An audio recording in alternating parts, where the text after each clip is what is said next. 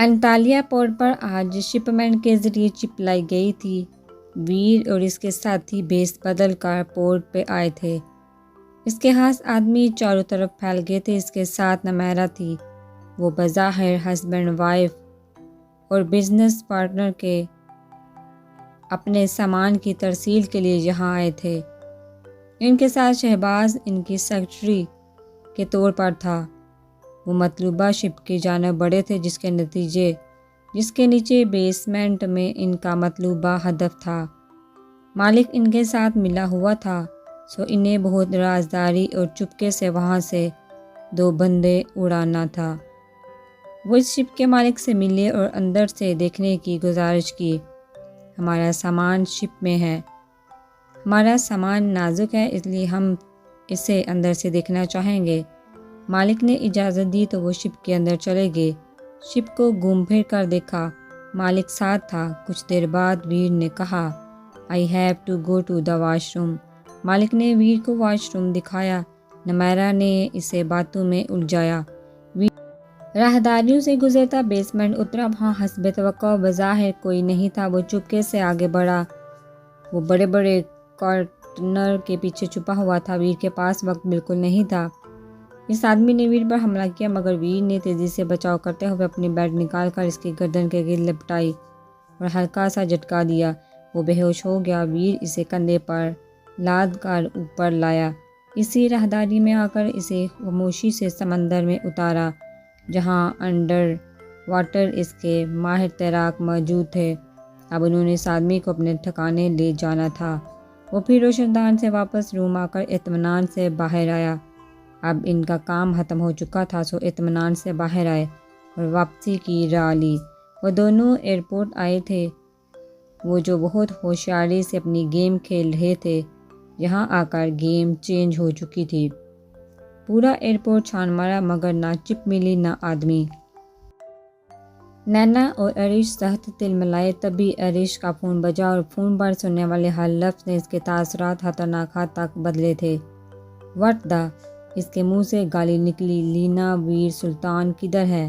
تمہیں اس پر نظر رکھنی تھی۔ عریش سخت تلملایا۔ نینا چونکی کیوں؟ کیا ہوا؟ ڈائمنڈ مجھے بتاؤ۔ شٹ! ہوا کیا؟ بتاؤ گے بھی برو؟ جو بات ہمیں پتہ نہیں چلی وہ اسے کیسے پتہ چلی کہ چپ کس ذریعے سے ترکی آنے والی ہے؟ چپ بائی ایئر نہیں بائی شپ آنے والی تھی۔ Damn it! وہ لے اڑا اسے۔ لینا، پورے 1 منتھ کی محنت بیکار ہوگی۔ عریش دانت پیس کر بولا۔ نہیں، اتنی جلدی ہم ہار نہیں مانیں گے۔ چپ چھینی بھی جا سکتی ہے، ابھی وہ راستے میں ہوگا۔ چلو۔ وہ وہاں سے طوفان بنے نکلے۔ کاٹیج سے 3-4 کلومیٹر کی دوری پر ہی انہوں نے اسے جا لیا۔ زبردست فائرنگ کا تبادلہ ہوا تھا۔ ویر نے بہت جلد جان بوجھ کر سرنڈر کر دیا تاکہ اس کے آدمی کو جانی نقصان نہ ہو۔ اس نے ہاتھ اوپر اٹھائے تبھی ایک گاڑی سے نکل کر لڑکا اور لڑکی اسے اپنی جانب آتے دکھائی دیے۔ مکمل سیاہ لباس، بلیک پینٹ کے اوپر بلیک جیکٹ اور منہ پر مکمل ماسک۔ What you want? وہ دونوں بغیر بولے اس کے قریب آئے اور اس کی تلاشی لی۔ پینٹ کی پچھلی پاکٹ میں عریش کو وہ چپ کا چھوٹا سا باکس مل گیا۔ اس نے وہ نکال لیا۔ ویر کے چہرے پر سایہ سا لہرایا۔ عریش نے وہ باکس کھول کر دیکھا، چپ موجود تھی۔ وہ یوں ہی بغیر بولے پیچھے ہٹے اور ان کے دونوں گاڑیوں کے ٹائرز پر فائر کرتے وہاں سے 9-2-11 ہو گئے۔ وہ فتح کے نشے میں چور اب جولی کے سامنے بیسمنٹ میں کھڑے تھے۔ عریش نے اپنا موبائل نکالا اور چپ نکال کر موبائل میں موجودہ نمبر سے چپ کے نمبر میچ کیے۔ تبھی غصے کی انتہا سے اس نے موبائل چپ باکس سمیت دیوار پر دے ماری تھی۔ کیا ہوا برو؟ یہ کیا کر دیا؟ الو بنا گیا وہ ہمیں۔ لینا، نکلی چپ ہے یہ، اس کی آنکھوں نے لہو ٹپکایا۔ جولی بھی غصے سے پاگل ہوگی۔ وہ کیسے؟ مگر ہم نے تو اس کی پاکٹ سے نکالی تھی، اور اگر یہ نکلی ہے تو اصلی کہاں ہے؟ لینا نے بھی سر پکڑا۔ وہ واقعی گیم چینجر تھا۔ اسی کے پاس ہے۔ ہمیں جلد از جلد اپنی آخری قدم اٹھانا ہے لینا، ورنہ وہ چلے جائیں گے۔ کامیاب ہو کر عریش نے دانت پیسے۔ پھر اگلا پلان الگ الگ کر دوران سب کو ان کا ایک کار ٹوٹا تو سمجھو یہ ٹوٹے، پھر تم لوگ آسانی سے قابو کر سکتے ہو انہیں۔ جولی غصے سے پھنکاری۔ ٹھیک ہے امام، تو وقت آ گیا ہے کہ میں اسے اپنے پاس لے آؤں ہمیشہ ہمیشہ کے لیے، وہ جنون کی انتہا سے بولا۔ شاہزین اسی لیے روم میں آیا تھا، دار سے دروازہ لاک کیا اور سہانا کو اپنے بیڈ پر بٹھا۔ وہ بیڈ پر اندھے منہ گری تھی، تڑپ کر سیدھی ہوئی، سامنے دیکھا تو سلطان مینشن کی چھت جیسے اس کے سر پر گری تھی۔ وہ بڑی فرصت سے اپنی شرٹ کے بٹن کھولنے میں مصروف تھا۔ یہ کیا کر رہے ہیں شاہزین؟ وہ چلائی، اپنی بیوی کو اس کا حق دے رہا ہوں۔ وہ پھنکارا، میں تو امید کر رہا تھا تمہیں اپنی غلطی کا احساس ہوگا۔ تم سوری بولو گی یونی میں میرا تماشا لگانے کا، تو میں بھی سوری بول دوں گا اپنے رویے کے لیے، پھر سب کچھ ٹھیک ہو جائے گا۔ مگر آج جو تم نے کیا سب ختم ہو گیا سہانا، اور آج مجھے حیوان ثابت کرنے والی میرا ڈیول روپ دیکھو۔ پھر شاہزین کا سرسراتا لہجہ، آپ میرے ساتھ ایسا نہیں کر سکتے۔ وہ سسکی، اور ریلی میں ایسا ہی کرنے والا ہوں۔ اب اپنی بیوی کو خوش بھی تو رکھنا ہے۔ کیا بیوی لگا رکھا ہے شاہزین؟ آپ اچھی طرح جانتے ہیں کہ نو، میں کچھ نہیں جانتا۔ بقول تمہارے اگر یہ نکاح ہوا ہے تو ہوا ہے، اب اپنا کیا چپ چاپ بھگتو۔ وہ شرٹ اتار کر دوبارہ اچھال چکا تھا، جارحانہ تیولیس کی جانب بڑھا۔ نہیں شاہزین، آپ مجھے اس سے بے عزت نہیں کر سکتے۔ وہ تڑبی پیچھے کی جانب سے کی۔ آہا سہانا بی بی، تم اپنے اور میرے خاندان کے سامنے مجھے بے عزت کر سکتی ہو، تو میں تو پھر بھی تنہائی اور بند کمرے میں تمہیں بے عزت کروں گا۔ وہ اسے پاؤں سے کھینچ کر اپنے سامنے گھسیٹ چکا تھا۔ وہ بے تحاشا روئی۔ اب اپنے کیے گئے عمل کی سنگینی کا احساس ہو چلا تھا کہ شاہزین کو اتنی انسلٹ کے بعد کیا محسوس ہوا ہوگا۔ سلطان کے غصے اور جنون کو ہوا دینے والے آج تک پچھتائے ہیں۔ سہانا بی بی، تم بھی پچھتاؤ گی جب حرام زندگی جیو گی۔ شاہزین نے اس کا دوپٹہ کھینچ کر دور اچھالا۔ وہ اٹھ کر شاہزین کے قریب سے بھاگنے لگی، جب شاہزین اس کی کمر کے گرد بازو لپیٹ کر دوبارہ اس سے بستر پر پٹھا۔ کیوں سہانا بیبی، اتنے میں ہی جان ہوا ہو گئی؟ ابھی تو شروعات ہوئی ہے۔ شاہزین اس کے اوپر جھکا، مزاحمت کے لیے تیزی سے چلتے ہاتھ جگڑ کر اس نے بیڈ سے لگائے تھے۔ تنی رگے، سرخ چہرہ، آنکھوں میں وحشت اور جنون۔ اس وقت کون کہتا کہ وہ یونی کا کالم بوائے شاہزین سلطان ہے؟ شاہزین چھوڑے مجھے، آئی ایم سوری۔ وہ پھوٹ پھوٹ کر روئی۔ واہ خوب سہانا بیبی، معافی لفظ کہنا اور بولنا کتنا آسان ہے نا تمہارے لیے۔ ایک پتھر اٹھایا، کیچڑ میں پھینک کر میرا دامن داغدار کیا اور بول دیا سوری۔ میں اپنا پتھر واپس لیتی ہوں، وہ دانت پیس کر بولا۔ شاہزین کو خود سے اور اپنے بیڈ پر موجود اس نازک وجود سے بے پناہ نفرت، کراہت اور گھن محسوس ہوئی۔ دوبارہ اسے بیڈ پر پٹھا اور یوں دور ہوا جیسے کوئی اچھوت ہو۔ مرو سہانا، تم آئی ہیٹ یو لاکھ چاہنے کے باوجود بھی میں تمہارے ساتھ وہ نہیں کر سکتا جو تم نے میرے ساتھ کیا۔ میں تو تمہاری جانب قدم بڑھانا چاہتا تھا، مگر اب زندگی میں کبھی پلٹ کر تمہاری شکل بھی نہیں دیکھوں گا۔ وہ کہتا اپنی شرٹ اٹھا کر دار سے دروازہ بند کر کے جا چکا تھا۔ پیچھے وہ پچھتاووں کے انگاروں پر گھسیٹ لی گئی تھی۔ ارشد کاکا نے کتنا سمجھایا، مگر اس نے ایک نہ سنی، اور ایک غلط فیصلے، غلط حرکت نے اس سے اس کا سب کچھ چھین لیا تھا۔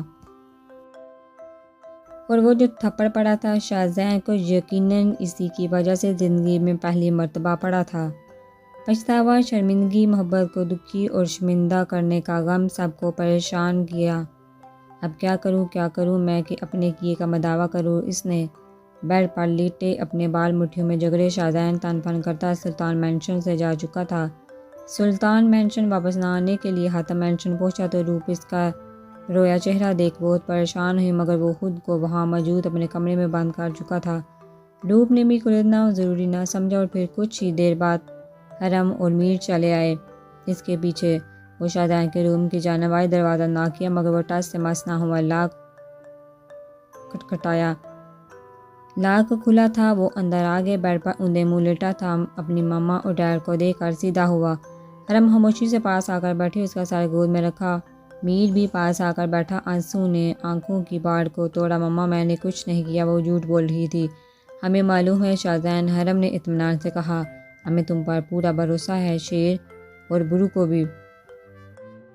بلکہ سب گھر والوں کو۔ میر نے بھی اس کے سر پر بم پھوڑا ہوا اٹھ کر بیٹھ گیا اور شاہ کی نظروں سے اپنی ماں کو دیکھے۔ مما، آپ نے مجھے تھپڑ مارا۔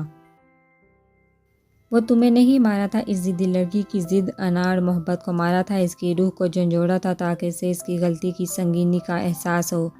حرم نے سکون سے کہا، ڈیڈ، اس وقت آپ لوگوں نے مجھ پر بھروسہ نہیں جتایا۔ شاہزادے نے پھر شکوہ کیا، وہ اس لیے کہ وہاں ایک بیٹی کا باپ موجود تھا جس کے پہلے ہی کندھے جھکے ہوئے تھے۔ اس وقت اگر ہم کچھ کہتے وہ جیتے جی مر جاتا اور یہی سمجھتا کہ ہم اپنے بیٹے کو بچا رہے ہیں۔ وہ بہت نیک اور نفیس انسان ہے۔ اپنی بیٹی کی غلطی پتہ چلتی تو شرمندہ ہوتا، اس لیے ہم اور خاص کر ویر برو خاموش رہے، نہیں تو وہ سب کچھ جھوٹ ثابت کرنا برو کے لیے بائیں ہاتھ کا کھیل تھا۔ شاہ میر نے اطمینان سے کہا تھا، اسے کچھ سکون ہوا، مگر پھر حیرت ہوئی۔ ماما، میں اسے اپنے روم میں لے گیا تو پھر آپ لوگوں نے جانے کیوں دیا؟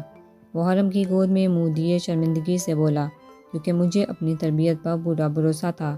حرم نے مسکرا کر اس کے بالوں میں ہاتھ پھیرا، ہمیں بتاؤ شروع سے کیا ہوا تھا؟ وہ اتنی کیوٹ اور خوبصورت بچی اتنی بڑی غلطی کیوں کر بیٹھی؟ کیوٹ بچی، آئی ہیٹ یو مما، وہ چڑ کر بولا اور ساری بات بتاتا چلا گیا۔ حرم اور میر کو اپنی بیٹی کی کیوٹ سی لو سٹوری سن کر بہت ہی زیادہ ہنسی آئی، مگر صاحبزادے کے بگڑے تیور دیکھ کر عافیت اسی میں جانی کہ ہنسی دبائے رکھی۔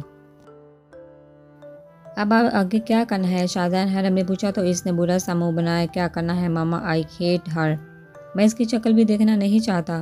تو ٹھیک، کچھ دن میں اسے اپنے پاس رکھوں گی، تم یہی حتم مینشن میں رہنا، اسے ایک ماں کی تربیت کی ضرورت ہے۔ حرم نے کہا تو اس کا پھر منہ کڑوا ہوا۔ ماما، آپ اس کی وجہ سے مجھے خود سے دور کریں گی؟ نہیں، تمہاری وجہ سے، حرم نے مانی ہزی سے کہا۔ مجھے کوئی پرواہ نہیں اس کی، وہ لاپرواہی سے بولا۔ اوکے ٹھیک ہے، مگر ہمارے کہنے پہ تمہارا تھوڑا کمپرومائز کر لو، میر نے کہا تو وہ خاموش ہو گیا۔ میر اور حرم کافی دیر اس کے پاس رہے پھر چلے گئے۔ وہ کارٹیج لوٹا تو کامیاب لوٹا تھا، دشمن کو بھی ڈاج دینے میں کامیاب ہو گیا۔ جب ویر نے اس آدمی کو سمندر میں پھینکا تو اصلی چپ اپنے آدمی کو تھما دی تھی، نقلی خود رکھ لی، پتہ تھا دشمن کسی بھی طرف سے حملہ کر سکتا ہے، اور اب وہ متی کے پاس آیا تھا۔ کیسی طبیعت ہے تمہاری؟ ٹھیک ہوں۔ متی چونکہ میڈیسن لے چکی تھی تو اب کچھ بہتر تھی۔ سنو متی، کل ہمیں نکلنا ہے یہاں سے، مگر میں چاہتا ہوں کہ یہ چپ تم سنبھالو، کیونکہ آج ہم سب دشمن کی نظر میں آ چکے ہیں مگر تم سے ناواقف ہیں۔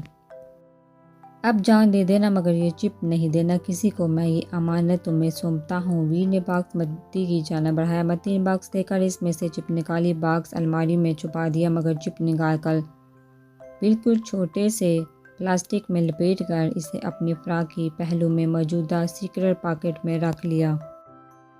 اپنا خیال رکھنا، ویر کہتا اس کا کندھا تھپتھپا کر اپنے روم میں آ گیا۔ تبھی نینا کا میسج آیا، کدھر ہو، کیوں یاد آ رہی ہے؟ جوابی میسج پڑھ کر نینا گڑبڑائی، مجنوں کی اولاد، پھر جواب دیا۔ ویر ہنسا، جواب دیا، رائٹ، میرے ڈیڈ ایک بہت بڑے مجنوں ہی ہیں، پر سوچ رہا ہوں میرے بچے کیا ہوں گے، مجنوں یا یار؟ مجھے، ویر نے پھر چہرہ، نینا کے ہاتھوں میں واضح لرزش تھی، مگر اپنا مقصد بھی پورا کرنا ضروری تھا۔ میں فری ہوں، کچھ دیر کے لیے آ جائیں، پھر ڈنر اکٹھا کرتے ہیں، نینا نے میسج کیا۔ کچھ دیر بعد ہی رپلائی آ گیا، اوکے، ابھی آیا۔ ویر کہتا اٹھا، گاڑی لے کر نکلا۔ رات کی تاریکی میں چند ہلولے بے تحاشا خاموشی سے کاٹیج میں داخل ہوئے تھے۔ بلیک ڈریس اور بلیک ماسک، ان میں سے ایک اطمینان سے چلتا متی کے روم کی طرف آیا، کھڑکی پلانگ کر اندر داخل ہوا تو وہ بے خبر میڈیسن کے زیر اثر سو رہی تھی۔ وہ بیڈ کے قریب آیا، نیند میں بھی کچھ غیر معمولی لگا تو پٹ سے آنکھیں کھولی تھی۔ متی نے ملکجے سے اندھیرے میں کوئی ہلولا کمرے میں نظر آیا تو اس نے چلانے کو منہ کھولا، جو کہ سامنے والے نے بجلی کی سی تیزی سے اس کے منہ پر ہاتھ رکھا، اس کی آواز کا گلا گھونٹا۔ تب متی کو اپنی گردن میں سوئی سی چبھتی محسوس ہوئی۔ یہ جو بھی تھا بالکل ٹھیک نہیں تھا، ویر بھی نہیں تھا، نہیں تو وہ تو خطرے کو بانپ لیتا۔ متی جلد ہی بے ہوش ہو کر اس کی باہوں میں جھول گئی۔ تب اس نے اپنا ماسک اتارا۔ ہریش نے مسکرا کر اس دشمن جان کو دیکھا جو نیلی فراق میں سے نیلی پری لگ رہی تھی۔ اے بیری، تمہیں دنیا سے چرانے کا وقت آ گیا ہے بیبی گرل، اور وہ بے خود سا ہو کر اس کے نرم گداز لبوں پر جھکا۔ دل تھا کہ بھرتا نہیں تھا، روح تھی جو سراب نہیں ہو پا رہی تھی۔ کافی دیر خود کو سراب کرنے کے بعد وہ پیچھے ہٹا اور اسے بازو میں بھرا۔ ابھی بھی ہریش کی نظر اس کے چہرے کے ہر نقش کو چوم رہی تھی۔ پاگل کر دو گی مجھے بیری تم، وہ کہتا اس سے باہر لایا۔ جتنی خاموشی سے وہ لوگ کاٹیج میں داخل ہوئے تھے اپنا مقصد پورا کر کے اتنی خاموشی سے وہاں سے چلے بھی گئے۔ ویر واپس لوٹا تو قیامت آ کر گزر چکی تھی۔ اس سے بہت جلد کچھ غلط ہونے کا احساس ہو گیا تھا۔ وہ متی کے کمرے کی جانب آیا چیک کرنے۔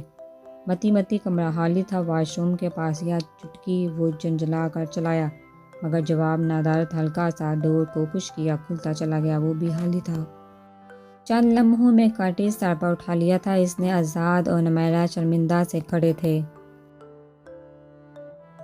وہ بے حد پریشانی سے بالوں میں ہاتھ پھیر رہا تھا۔ چٹ گئی کہاں وہ، زمین کھا گئی کہ آسمان نگل گیا؟ وہ دوڑا، ان کیمروں کے علاوہ وہ جو باہر لگے ہیں دوسرے خفیہ کیمرے چیک کرواؤ ابھی۔ شہباز نے جلدی سے کیمرے کھولے۔ ملگجے اندھیروں میں کچھ ہلولے اندر داخل آتے ہوئے اور متی کو اٹھا کر باہر جاتے دکھائی دیے تو ویر کے سر پر آسمان گرا، یہ جان کر کہ وہ کڈنیپ ہو چکی ہے۔ وہ آدھی رات کو شاذر اور ویر میٹ اسٹڈی میں تھے جب جونیئر کا فون آیا۔ یا اللہ خیر، ویر نے کہتے کالر ٹرن کی مگر سامنے سے جو سننے کو ملا اس کے سر پر بم پھوڑنے کو کافی تھا۔ جونیئر تم کدھر تھے؟ اسے تمہاری ذمہ داری پر بھیجا تھا ہم نے اتنی بڑی لاپرواہی کیوں کی تم نے؟ ویر دانت پیس کر بولا۔ شاذر تڑپا، کیا ہوا بگ بی، پلیز بتائیے مجھے۔ متی کی کڈنیپ کر لیا کسی نے شاذر کے پاس، پاؤں تلے سے زمین کھسکی۔ جونیئر شرمندہ سا چند اور ضروری باتیں بتا کر فون بند کر چکا تھا۔ شاذر نے سر پکڑا اور کاٹ پر ڈہ گیا۔ حوصلہ کرو یار، کچھ نہیں ہوگا، ہم چلتے ہیں ان کے پیچھے۔ ویر نے کہا، نہیں بگ بی، آپ نہیں، میں خود جاؤں گا، میں چلتا ہوں تمہارے ساتھ۔ ویر بے چین ہوا، نہیں، اگر اکٹھے گئے تو ہبا کو شک ہو جائے گا، میں نہیں چاہتا اسے بنک بھی پڑے اور ایک نیا طوفان کھڑا ہو جائے، اسی لیے فی الحال میں جاؤں گا۔ لندن بزنس ڈیل کا بہانہ کر کے اوکے جاؤ، تیاری کرو، میں دیکھتا ہوں اگر ابھی کی کوئی فلائٹ ہے، 4 گھنٹے لگیں گے، صبح تک تو پہنچ جاؤ گے۔ اوکے بگ بی، وہ کہتا اپنے روم کی جانب آیا۔ دل جیسے کسی نے مٹھی میں جکڑ لیا تھا اور چھٹی حس کہتی تھی کچھ بہت برا ہونے والا ہے۔